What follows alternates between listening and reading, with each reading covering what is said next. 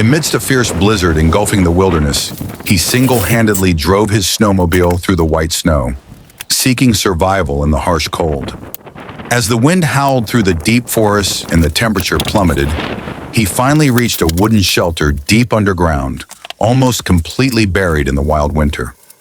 Inside, cold and dark, he began sealing every crack to keep the biting wind out, gathering firewood in the blizzard, reinforcing the old door, and lighting the first fire in the silent night.